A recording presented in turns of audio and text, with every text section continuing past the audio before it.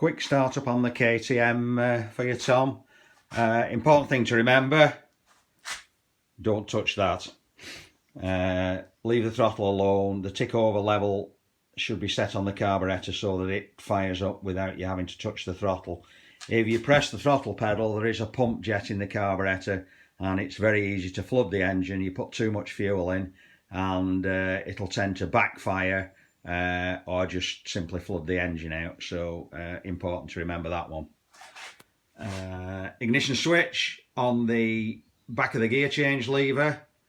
At the moment in the off position with the red button sticking out far out.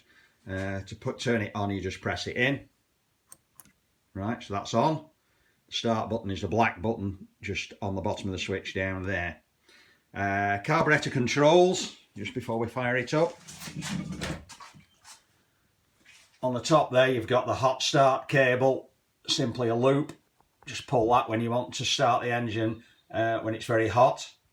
Directly underneath the choke button, pulls out to start. Let it run for a couple of minutes when it's cold, and then once it's got a little bit of heat in it, just push the choke off.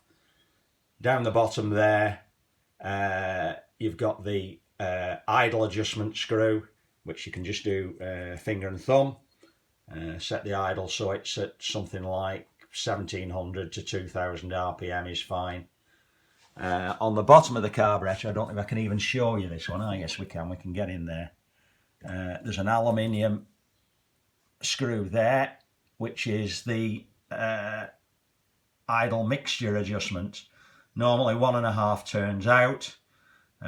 Screw it out to lean off the idle adjustment, screw it in to richen up the idle adjustment, and that's about it. It's nice and warm here today and the engine has been run a bit this morning, so we shouldn't need the choke. It should just be a matter of pushing the button, so we'll give it a go. Here we go, we're turned on. Just push the button.